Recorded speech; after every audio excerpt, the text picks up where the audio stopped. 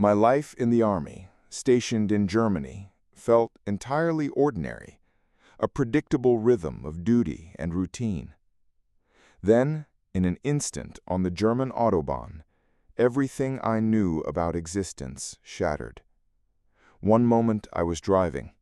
The next, I was suspended in a place of impossible light and profound blackness, questioning how I could see a shadow on a shadow. What if death isn't the end, but merely a doorway to a reality far beyond our wildest imaginings? Welcome back. Today, we're sharing Daniel's truly extraordinary near-death experience, a journey from the German Autobahn into a realm of impossible light and profound blackness that will challenge everything you know about existence. If you find these accounts compelling, please subscribe and like. For today's question, what's one piece of wisdom or advice you've received that has truly stuck with you throughout your life? Share your thoughts in the comments below, and let's dive into Daniel's profound experience. Before that moment, I thought of pain as a constant companion, a dull ache from a broken back and shattered knee, just part of my daily existence. But nothing, absolutely nothing, could have prepared me for a reality where pain simply ceased to be. Before November 2006, my life was, by most standards, a picture of quiet stability. I was a man of routines, a soldier in the U.S. Army stationed in Germany, a place that had become a second home. My days were filled with the familiar rhythms of military life, training exercises, paperwork, the camaraderie of fellow soldiers. Off-duty, my world revolved around my wife, Becky, and our 2 teenage daughters. We'd been married for over 30 years, a testament to shared history and enduring love. Our life wasn't glamorous, but it was ours, built on mutual respect and the daily give and take of a long-term partnership. I was a pragmatic man, grounded in the tangible. My hobbies were simple: tinkering with engines, exploring the German countryside with my family on weekends, and the occasional round of golf, despite the persistent aches from old Army injuries. A broken back, neck, and left ankle, along with a blown-out left knee, had left me with a constant companion of discomfort. Pain was just part of my landscape, something I managed, a low hum beneath the surface of my consciousness. It was a testament to my resilience, I suppose, or perhaps just stubbornness. I pushed through it, always. My childhood was a blend of typical American upbringing and early exposure to the disciplined world of the military, having joined at a young age. I remember the biting cold of early morning drills, the stark beauty of the parade ground, and the fierce loyalty that binds soldiers together. There were moments of profound joy, like the birth of my daughters, moments that felt like the universe had suddenly tilted just right. But there were also the quieter, more solitary times, spent contemplating the vastness of the night sky, a faint, almost imperceptible yearning for something more, something beyond the known. Emotionally, I would describe myself as steady. I wasn't prone to grand emotional displays, preferring to keep my feelings close. There was a quiet contentment in my family life, a deep affection for Becky and the girls. Yet, beneath that surface, I harbored a subtle sense of searching. Not dissatisfaction exactly, but a feeling that there were deeper truths yet to be uncovered, questions about existence that remained unanswered. I didn't actively seek these answers, mind you. They simply lingered, like distant echoes. My relationship with life and death before that day was, for lack of a better word, conventional. I held a Christian faith, a belief ingrained from childhood, but it was largely a quiet, personal conviction. I went to church, I believed in God, but it wasn't something I actively explored or deeply questioned. Death was an abstract concept, an inevitable end that felt a lifetime away. I certainly didn't dwell on it. It was the great unknown, something you faced when your time came, and until then you lived your life. I was a realist. I believed what I could see, what I could touch, what I could empirically verify. The notion of anything beyond the physical realm, while a comforting thought for some, wasn't something I truly grappled with. My world was here, now, in this body, on this earth. Little did I know how profoundly that perspective was about to be challenged. One moment, the German Autobahn stretched out before me, a familiar ribbon of asphalt under a gray sky. The next, a strange, creeping sensation snaked up my arms, a prelude to an undeniable darkness that began to consume everything. The morning of that fateful day in November 2006 began like countless others. The crisp German air carried the faint scent of damp earth and distant wood smoke as I awoke in our modest military housing. Sunlight, weak and diffused through the lingering autumn mist, filtered through the windows.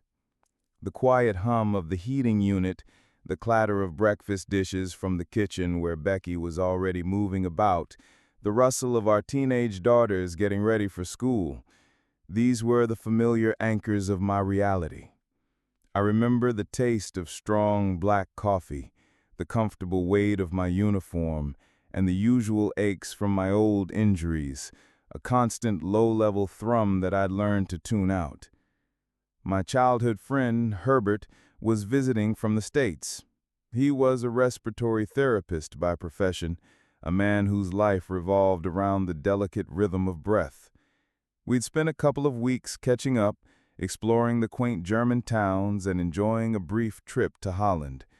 That morning, our plan was simple: drive back to Germany from Holland, leisurely cruising the Autobahn, and then prepare for Herbert's return flight. There was no grand adventure planned, no high-stakes mission, just a mundane journey back home. We'd been on the road for a while, the rhythmic drone of the engine and the blur of the passing landscape creating a hypnotic backdrop to our conversation. Herbert, ever the observant one, was peering out the passenger side window, taking in the scenery. I was behind the wheel, my hands relaxed on the steering wheel, my gaze fixed on the endless stretch of asphalt. It was then that a subtle unease began to creep in. It wasn't a sudden jolt, but a gradual, insidious shift. First, it was a faint tingling, a strange sensation that started in my fingertips and began to snake its way up both of my arms. It wasn't painful, not at first, but it was profoundly unsettling, unlike anything I'd ever experienced. My usual aches felt distant, replaced by this new, bizarre sensation. I tried to shake it off, dismissing it as fatigue from the long drive, perhaps a pinched nerve, but it persisted, growing in intensity, a cold wave washing over my limbs. A knot began to form in my stomach, a primal, unnameable dread. My vision, though still clear, seemed to narrow at the edges, as if a dark curtain was slowly drawing in. I felt a sudden, profound weakness, a loss of control over my own body. It was a terrifying realization. Something was deeply wrong. The world outside the car, previously a calm backdrop, now seemed to press in. The highway sounds, a distant roar. The passing cars, mere blurs. "I need to pull over," I mumbled, my voice feeling strangely detached, as if it belonged to someone else. The words felt heavy on my tongue, laborious to articulate. I remember the slight turn of the steering wheel, the almost imperceptible drift of the car as I attempted to move into the right-hand lane, aiming for the shoulder. The tingling in my arms intensified, morphing into a leaden numbness. My head began to swim, a dizzying spiral into a darkening void. There were no grand premonitions, no flashes of insight or prophetic dreams the night before, just the ordinary morning, the mundane drive, and then this terrifying internal collapse. The only signal was the accelerating deterioration of my own body, a betrayal from within. The normalcy of the day was being systematically stripped away, replaced by an encroaching darkness. My focus narrowed to the single desperate need to get the car to safety. The tension in the car, though unspoken, was palpable. Herbert was still looking out the window, unaware of the silent battle I was fighting. The car drifted further, closer to the shoulder, the edge of the road becoming a blurred line. My grip on the wheel slackened, my conscious thought fragmented, dissolving into a chaotic swirl of sensation. The last thing I registered before the world went black was the car inching towards the gravel shoulder and the profound, silent certainty that I was losing control. The ordinary had vanished, replaced by an unnerving, terrifying stillness as I plunged into unconsciousness. The light was extremely bright, yet it didn't burn, didn't blind. It stretched upwards as far as I could conceive, a soft, profound brilliance that simply was. And the voice, it was like 1,000 rivers, washing over every cell of my being, carrying words that resonated not just in my ears, but in my very soul, making me feel more alive than words can possibly convey.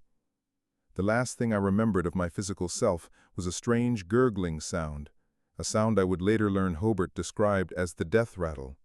But at that exact moment, as my consciousness faded from the driver's seat, there was no pain, no fear, no struggle.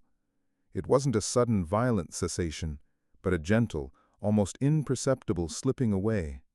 One moment the chaotic swirl of losing consciousness, the next an astonishing, immediate sensation of complete relief.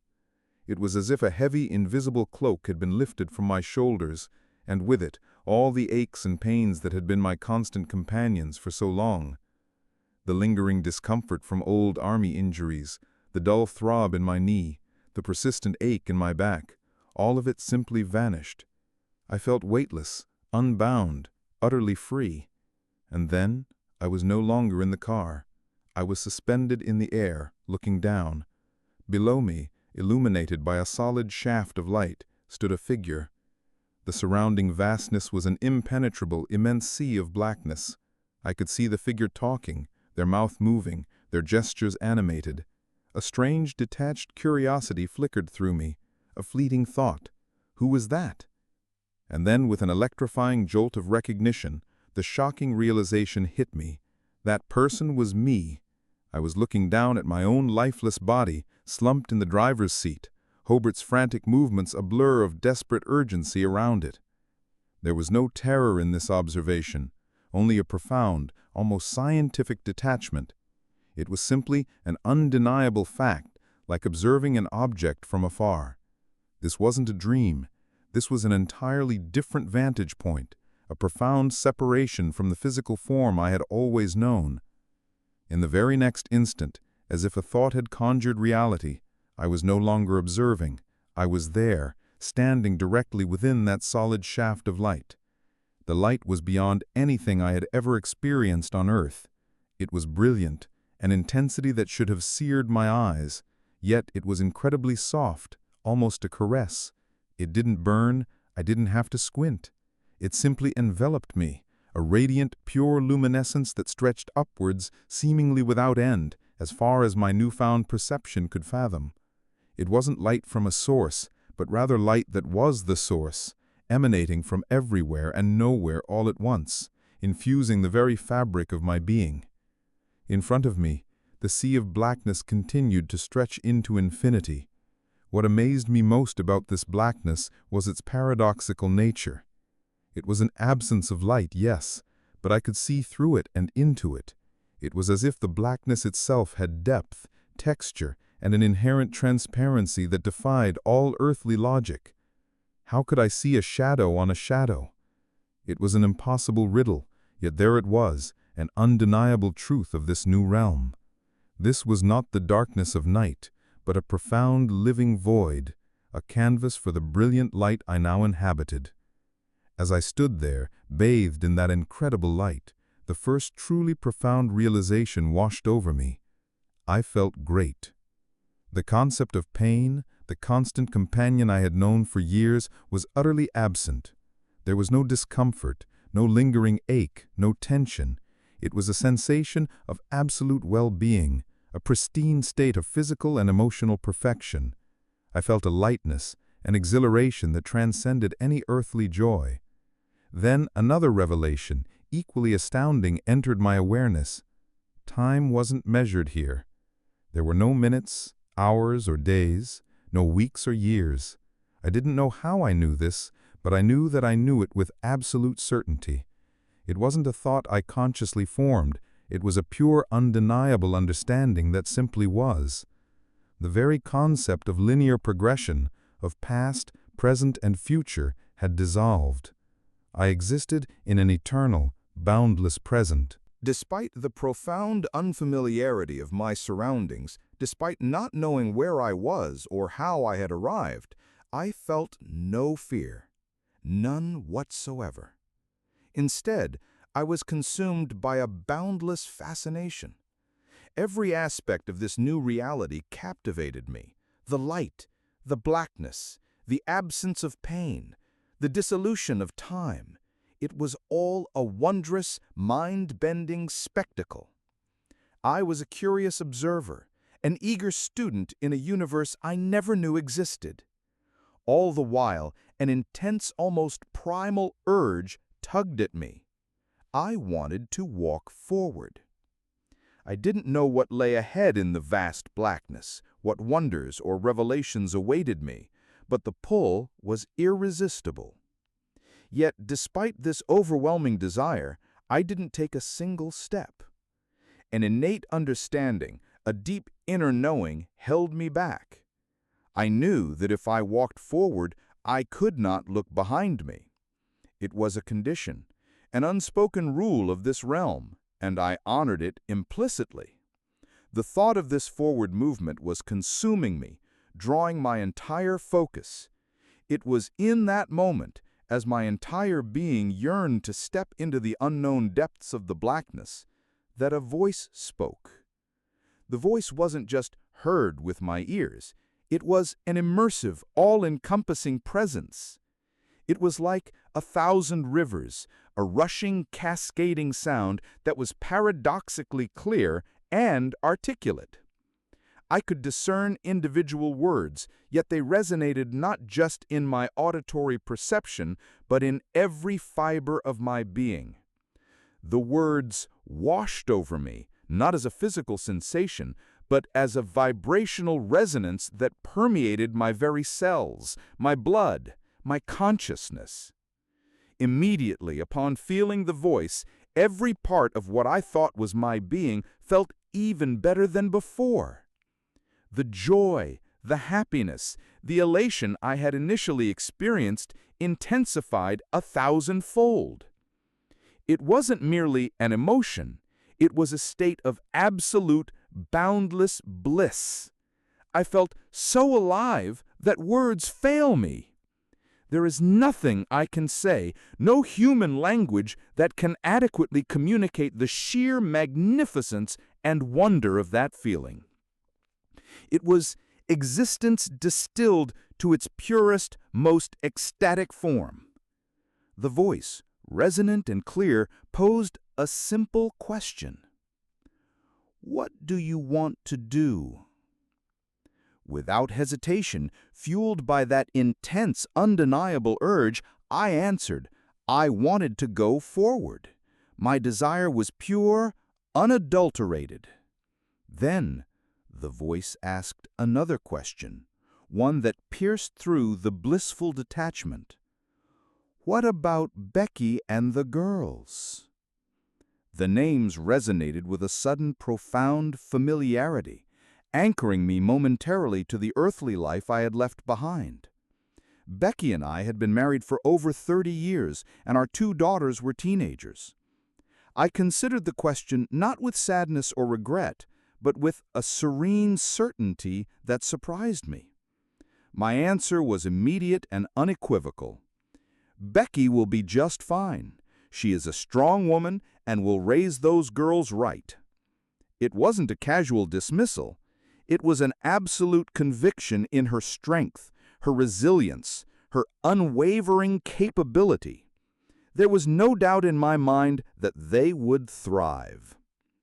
The voice spoke again, but the words themselves have eluded my memory, slipping away like water through cupped hands. What I do remember with absolute clarity is my response. I was taken aback by whatever was said, a fleeting moment of surprise followed by my unwavering acceptance. Okay, what's next? The entire exchange, these profound questions and my confident answers, happened in a realm where identity and presence were fluid. I still didn't know who I was talking to, what entity or presence was communicating with me, yet it didn't matter. There was no need for identification, no requirement for a name or a form. There was just the voice, its incredible resonance, and the absolute certainty of its wisdom and love. This communication was not about labels. It was about pure, unadulterated understanding, an exchange of meaning that transcended words and forms. It was a culmination of intellectual and spiritual awakening, a profound insight into the fabric of existence itself. One moment, I was bathed in a light beyond comprehension, conversing with a voice that permeated my very soul, feeling more alive than ever before. The next, a blinding, scalding steam engulfed me, and the brutal reality of a snowbank beneath my aching body crashed back into my awareness. It was a shock, a harsh jolt back into a world I had just learned to exist without. The transition back was not gentle. It was abrupt, disorienting, and utterly brutal. There was no slow fade, no gradual re-entry. One moment I was immersed in the boundless light and the profound, all-encompassing voice, a state of perfect joy and absolute understanding. The next, with the force of a sudden violent impact, I was lying in a snowbank on the side of the road. The immediate sensation was one of intense heat, a strange, almost scalding warmth that permeated my entire body. My vision was clouded not by the otherworldly light, but by a dense, white steam cloud. The heat from my body was melting the snow beneath me at an astonishing rate, creating a depression at least 4 inches deep, engulfing me in this hot, suffocating mist. My first coherent thought was one of bewildered confusion. Where am I? Why am I in a cloud? It was a moment of profound disorientation. The blissful clarity I'd just experienced was violently replaced by a sickening blur. Then the pain, or rather the return of it, slammed into me. It wasn't the agonizing, sharp pain of new injury, but a pervasive, nauseating ache throughout my entire body.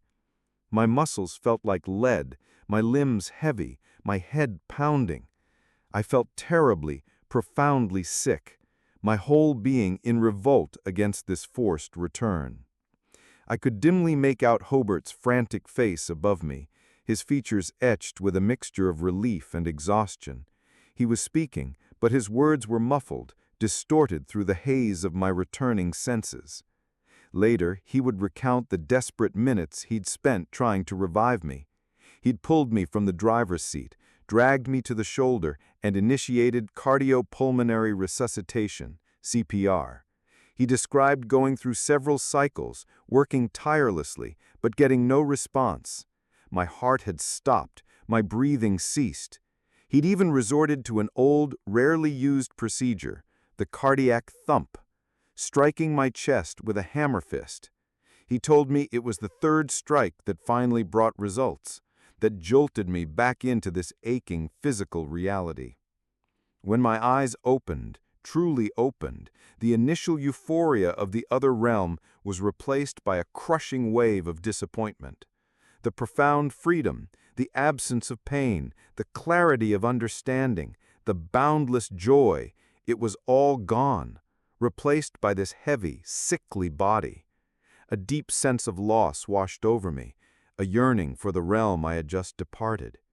It was like waking from the most beautiful dream imaginable, only to find yourself back in a stark, uncomfortable reality. Hobart, seeing me stir, didn't hesitate.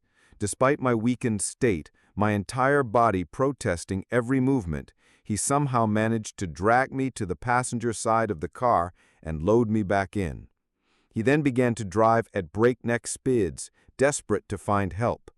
We were in Germany, and he, a visitor, had no idea where he was or how to speak the language. The sheer terror he must have felt, the adrenaline coursing through him as he fought to save my life, was evident in his frenzied actions. After what felt like an eternity, though it was likely only a few miles, he spotted a gas station. He pulled in, frantic, and through a series of desperate hand gestures, including clasped praying hands, managed to convey the urgency of the situation to the lone lady working there. Her eyes widened as she saw me slumped in the car, my face ashen, my breathing shallow. She immediately understood the gravity of the situation, and soon an ambulance arrived. In Germany, ambulances come equipped with a doctor, not just paramedics. A doctor quickly assessed me and administered 2 injections directly through my blue jeans into my thighs. Slowly, miraculously, I began to feel better.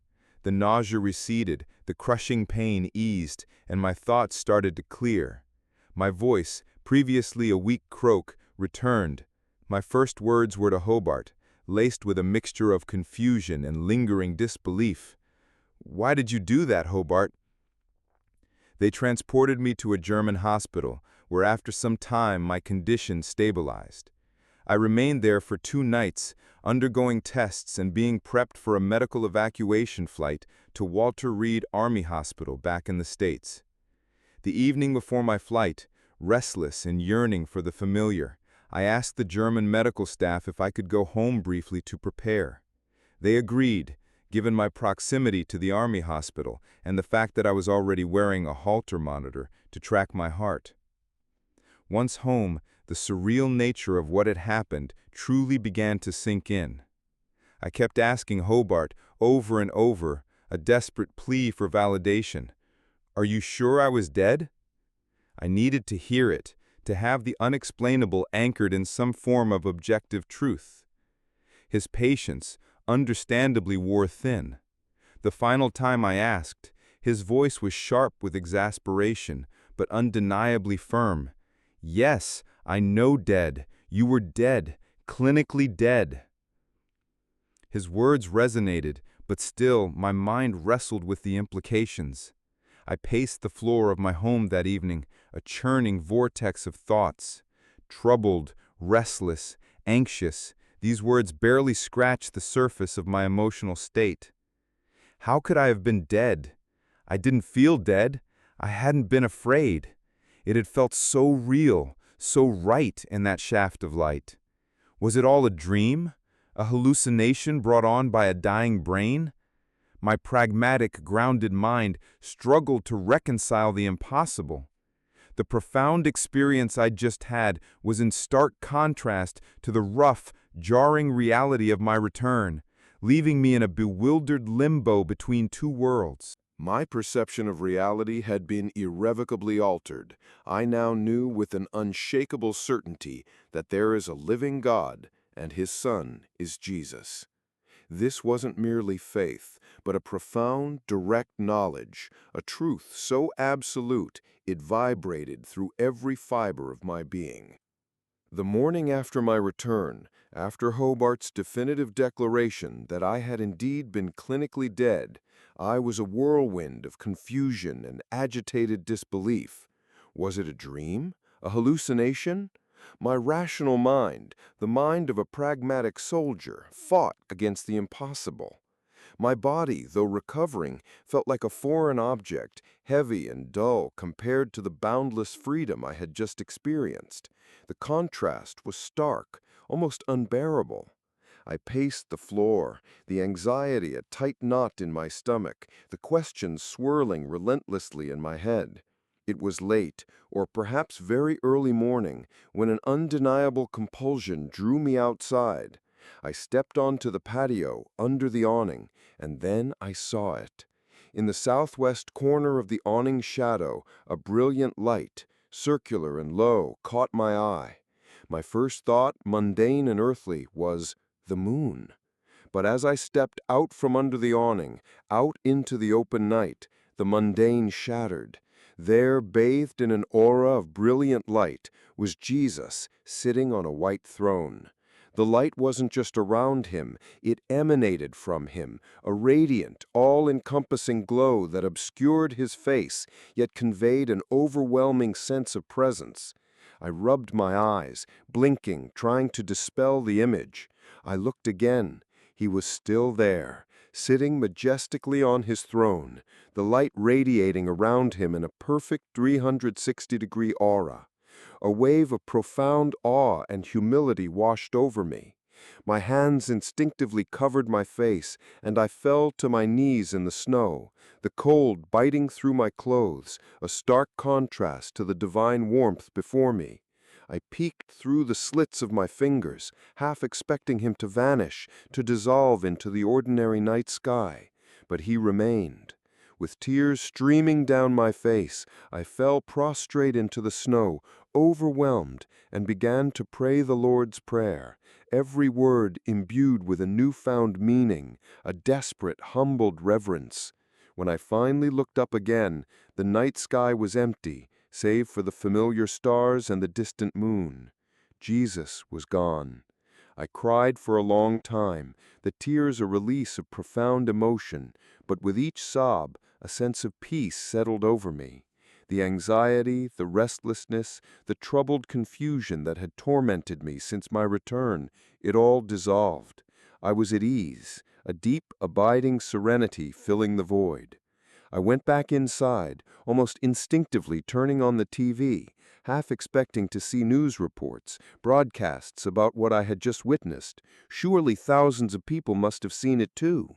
But the channels displayed only mundane news, familiar programs. It was then I understood. This vision, this profound experience, had been meant only for me. In that moment, all doubt vanished.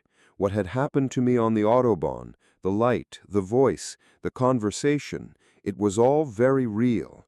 And the vision of Jesus solidified an even deeper truth. I knew with an absolute, unwavering certainty that there is a living God, and his Son is Jesus. The Holy Spirit, I understood, is the Spirit of the Lord. It wasn't a belief I had to strive for or convince myself of. It was a truth I simply knew, an undeniable visceral understanding that settled deep within my soul. I had stood before God, and he had spoken to me. Though I couldn't see him, I knew he was there.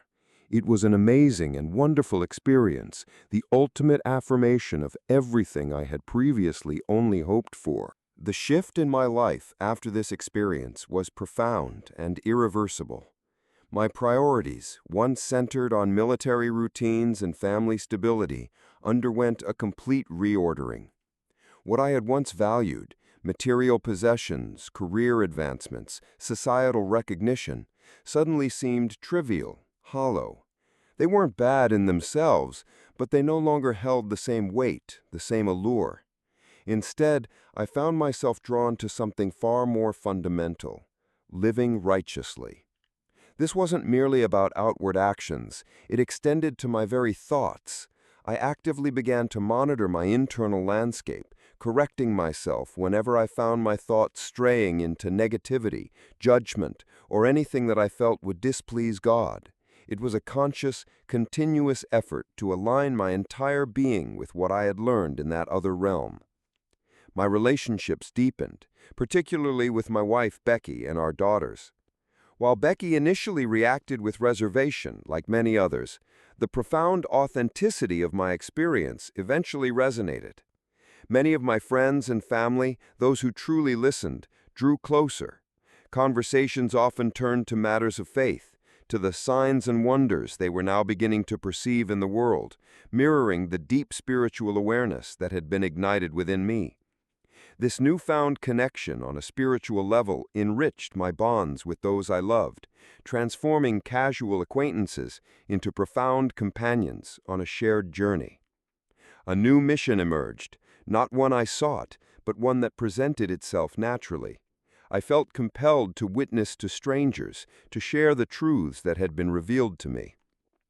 When I spoke, the words flowed effortlessly, seemingly without conscious thought, as if they were not my own, but rather a direct conduit for something far greater.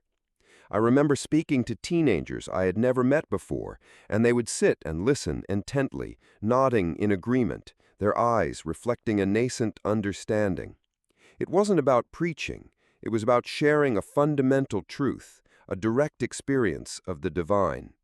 This became my new purpose, to share the message of God's existence and His love, to articulate the reality of what lies beyond. Integrating this extraordinary experience into ordinary life, however, came with its own difficulties and challenges. While some embraced my story, many others responded with disbelief, skepticism, or outright dismissal. It was just brain activity, they'd say, or a dream brought on by trauma. Their attempts to rationalize or ignore my account were often painful, creating a sense of isolation. It was as if I had glimpsed another dimension, and now, back in this one, the language to describe it simply didn't exist for most people. I encountered incomprehension, sometimes even subtle judgment from those who couldn't reconcile my account with their own established worldviews. This led to moments of existential crisis, where the sheer weight of what I knew, coupled with the inability of others to grasp it, felt incredibly heavy. But through these challenges, my conviction only strengthened. The experience was real. I had seen Jesus on His throne, radiating light. Years later, while working in my garden, I received another profound message, a clear, distinct voice saying, "Stay ready, Daniel," 3 times. It was so real that I instinctively looked around for the speaker, and when I found no one, I fell to my knees in prayer, reaffirming the undeniable reality of my connection to the divine. The greatest lesson I carried back from that shaft of light, from that conversation with the incomprehensible voice, and from the vision of Jesus is simple, yet profoundly transformative. There is a living God, and His love is the very foundation of all existence. This isn't a theological concept or dogma I adhere to. It is a direct, undeniable knowledge etched into the core of my being. My near-death experience wasn't a dream or a neurological anomaly. It was a tangible encounter with the divine, a glimpse behind the veil of ordinary reality. I know what I saw, what I heard, and I know with every fiber of my being that it wasn't a dream or mere brain activity. I stood before God, and He spoke to me. The wonder of that, the privilege of being so close to the divine, is something I carry with me every single day. My hope is that by sharing my testimony, others might find a glimmer of that same hope, that same unwavering certainty. Life is not merely a transient journey ending in oblivion. It is a profound, purposeful existence watched over by a loving Creator. The greatest gift of this experience is the absolute certainty of life beyond this one, and the understanding that love and truth are the ultimate realities. It's an amazing and wonderful experience, one that transformed me from a man who simply believed to a man who truly knows. Alan's experience of the impossible light, the profound blackness, and especially the ability to see a shadow on a shadow, is truly mind-bending. His later visions, particularly the one in the garden, really add another layer to the enduring impact of his NDE. If Alan's journey resonated with you, please consider liking this video and subscribing for more incredible accounts. And for our discussion question related to Alan's story, Alan speaks about the concept of seeing a shadow on a shadow in his NDE. How do you interpret this paradoxical description of light and darkness? Does it hint at dimensions or perceptions beyond our normal comprehension? Let us know your thoughts in the comments. Thank you for watching, and I hope Alan's powerful testimony brings you some hope and wonder today.